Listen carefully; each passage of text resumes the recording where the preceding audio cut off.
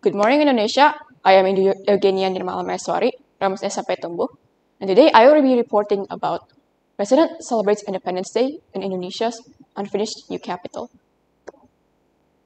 Indonesia marked 79 years of independence Saturday with a ceremony in the unfinished future capital of Nusantara, which is planned to relieve pressure on Jakarta but whose construction has lagged behind schedule. Hundreds of officials and invited guests, wearing the traditional clothes of Indonesian tribes, gathered on a stretch of grass amid the ongoing construction of government buildings and the view of construction cranes in the center of Nusantara. President Joko Widodo and his cabinet ministers attended the Independence Day ceremony at the new presidential palace, built in the shape of the mythical eagle-winged protector figure called Garuda.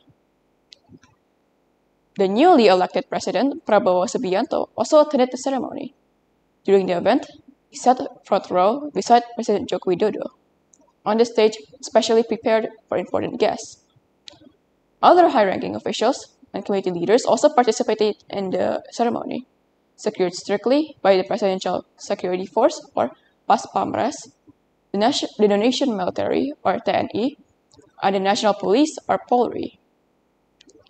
Some high-ranking officials present at the IKN ceremony compromised People's Consultative Assembly, or MPR Speaker, Bambang Susatyo, Speaker of the House of Representatives, or DPR, Puan Maharani, and Minister of Public Works and Public Housing, or UPR, Basuki Hadimulyono. Other attendees at the ceremony were Minister of State Secretary Pratikno, TNI Commander General Agus Subianto, and National Police Chief Listio Sigit Prabowo. The celebration was initially planned to inaugurate Nusantara as the country's new capital, but with construction behind schedule, it's not clear when the transfer will take place.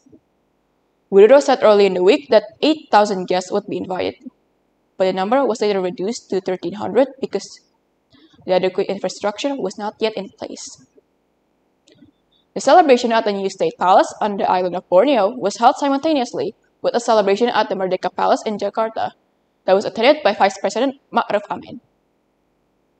Widodo began working in the new presidential palace in Nusantara in late July and held his first cabinet meeting there Tuesday.